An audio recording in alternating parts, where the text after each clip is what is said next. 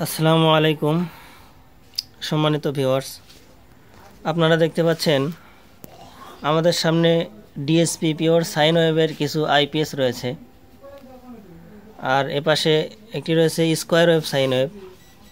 আপনাদেরকে আজকে স্পষ্টভাবে বোঝানোর চেষ্টা করব যে স্কোয়ার ওয়েভ এবং ডিএসপি পিওর সাইন ওয়েভ আইপিএসের মধ্যে পার্থক্য কী।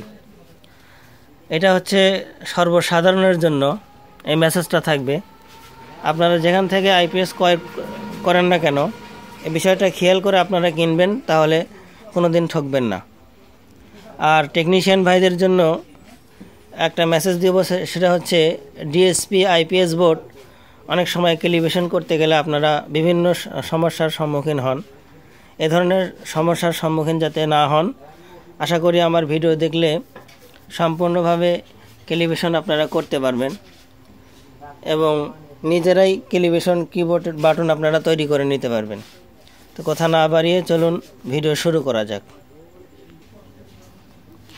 ভিউয়ার্স, দেখতে পাচ্ছেন আমার সামনে একটি 16 মসফেটের আইপিএস বোর্ড দিয়ে একটি আইপিএস কমপ্লিট করা আছে, টোটাল কমপ্লিট করা আছে, এখনও ক্যালিব্রেশন সেট আপ করা হয়নি। তো আপনাদেরকে বোঝানোর জন্য বলতেছি, দেখেন এখানে একটা 7805 একটা পাওয়ার রেগুলেটর আছে। এই পাওয়ার রেগুলেটর পাশেই অ্যাডজাস্ট নামে একটা আপনারা 4টি পিন দেখতে পাচ্ছেন। এই অ্যাডজাস্ট পিনের মধ্যে প্রথম নাম্বার পিন হচ্ছে কমন, এরপরে দ্বিতীয় নাম্বার পিনটা হচ্ছে ইন্টার ওকে বাটন, এরপরে প্লাস বাটন, এরপরে হচ্ছে লাস্টে মাইনাস বাটন। এভাবে আপনারা বাটন সেট আপ করে নেবেন। ঠিক আছে, আমরা এই যে বাটনটা সেট আপ করে নিচ্ছি।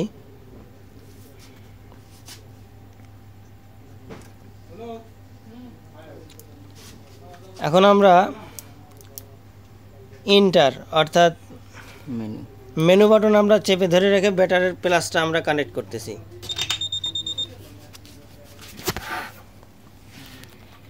দেখতে পাচ্ছেন ইন্টার সেট আপ এন, এখানে আমরা প্লাস বাটন চেপে অয় করে নিলাম, অয় অর্থাৎ ইয়েস। ঠিক আছে, এখন আমরা ভিতরে ঢুকবো ক্যালিব্রেটি, এজন্য আমরা মেনু বাটন চাপ দিলাম।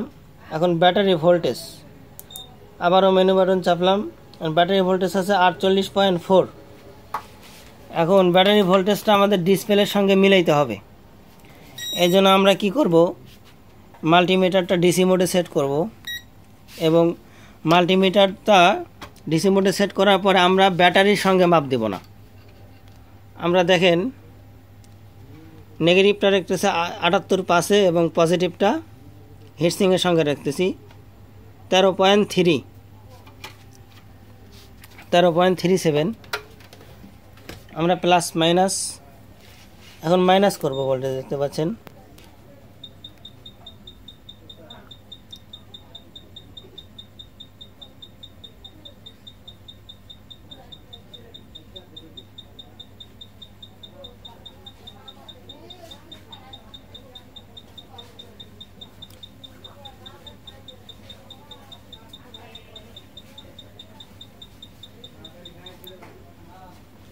(13.8) আমাদেরকে আরও মাইনাস করতে হবে 13.3, 13.6,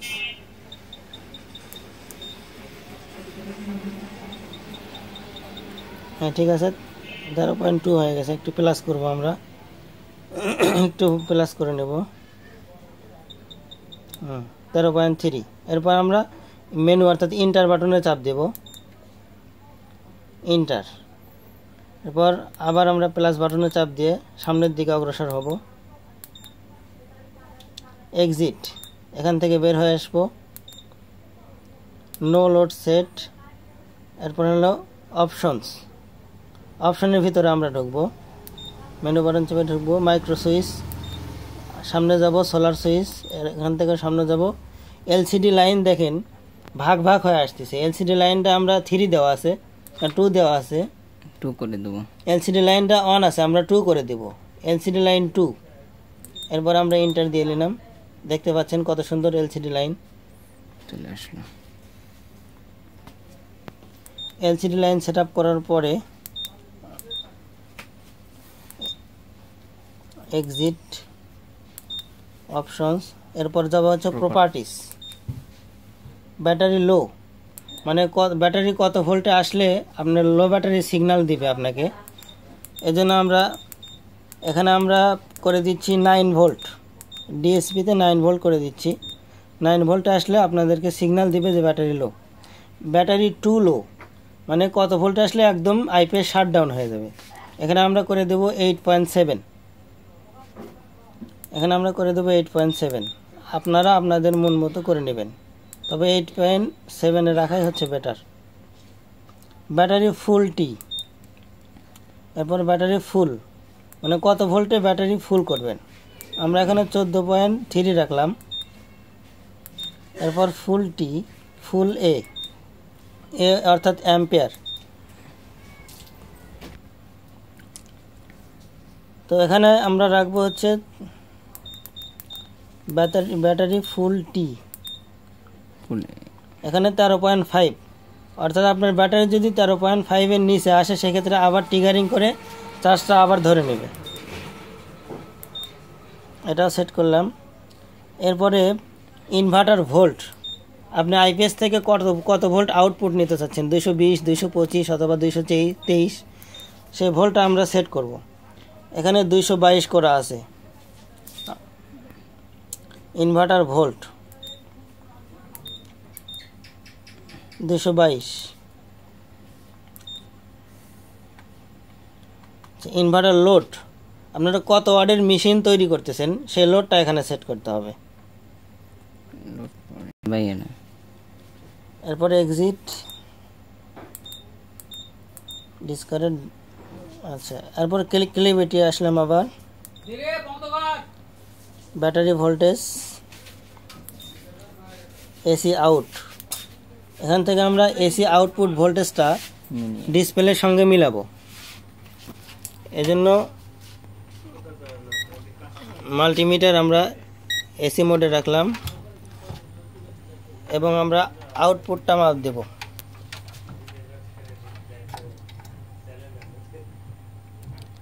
এখানে দেখাচ্ছে 211 সামথিং, 212-11, তো আমরা 212 ডিসপ্লের সঙ্গে মিলাবো। ডিসপ্লেতে আছে 209-10, আমরা এখানে 212 করে দেব।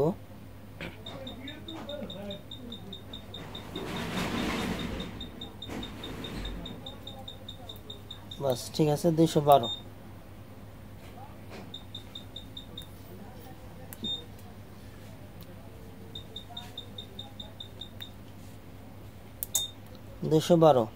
এসি আউট এখন ডিসপ্লের সঙ্গে মিলবে।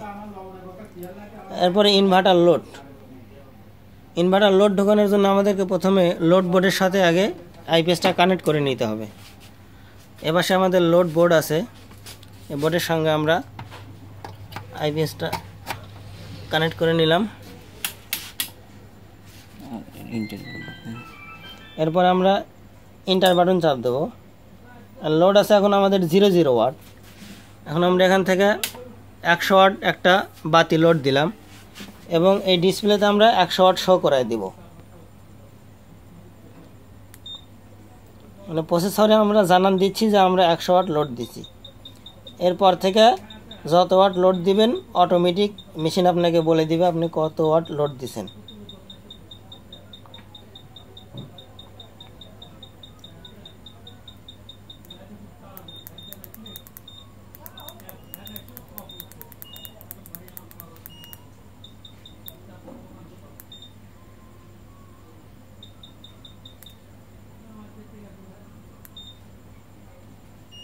हाँ 99 100 ওয়াট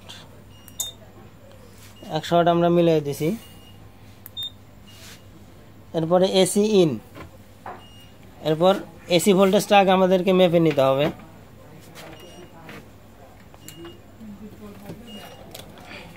এসি মেন ভোল্টেজটা কত আছে,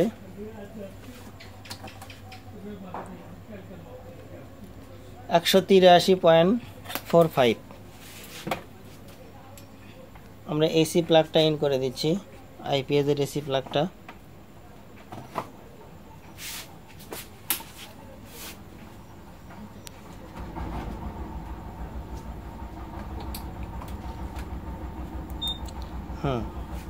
এখন এখানে দেখাচ্ছে 170-74 এরকম, আর আমরা পাইলাম 182। মিলাই দিবি।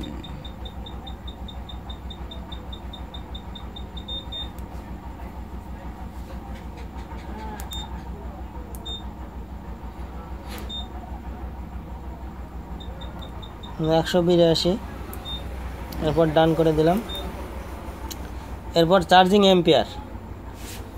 অ্যাম্পিয়ারটা আমরা ক্লাম মিটারের মাধ্যমে ডিসপ্লের সঙ্গে মিলাবো।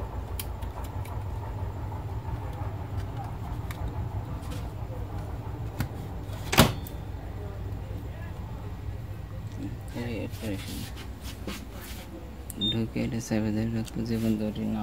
হ্যাঁ, এখন আমরা প্লাস বাটনে চাপ দিয়ে ধরে রাখবো এবং ডিসপ্লের সঙ্গে ক্লাম মিটারের অ্যাম্পিয়ারটা মিলাবো।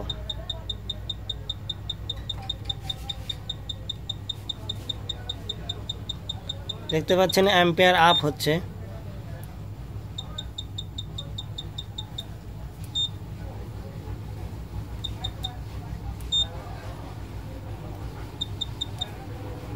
আমরা 9 অ্যাম্পিয়ারে রাখলাম, 9.5 অ্যাম্পিয়ারে রাখলাম।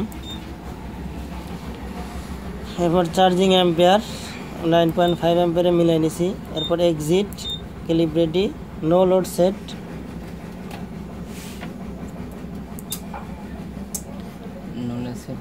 লোড ছাড়া ভরবে। এখানে একটা গুরুত্বপূর্ণ বিষয়, নো লোড সেট। এই অপশনটা যদি আপনারা এন্টার না করেন তাহলে একটা সমস্যা দেখায়। আপনার ডিসপ্লেতে অটোমেটিক অট অথবা অটোমেটিক ভোল্টেজ শো করে। আপনি যদি এসি ইনও না করেন তারপরে দেখা যায় যে 2-3 ভোল্টেজ এসি ইন হয়ে আছে, অথবা লোড দেন নাই, দেখা যাচ্ছে যে 4-5 ওয়াট অথবা 7 ওয়াট এরকম লোড খায় আছে। এই সমস্যাটার সম্মুখীন হতে হয়। এরপরে এক্সিট, প্রপার্টিস, ব্যাটারি লো, ফুলটি, এগুলো সব আমরা মিলাইছি।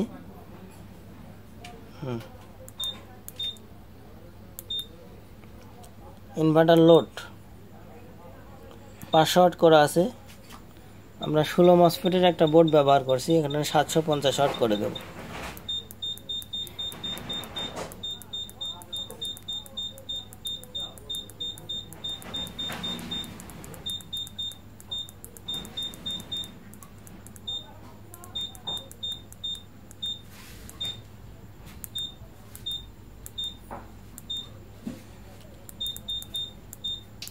চার্জিং অ্যাম্পিয়ার 9.5 করে দিয়েছিলাম, এখানে 9 অ্যাম্পিয়ার করলাম।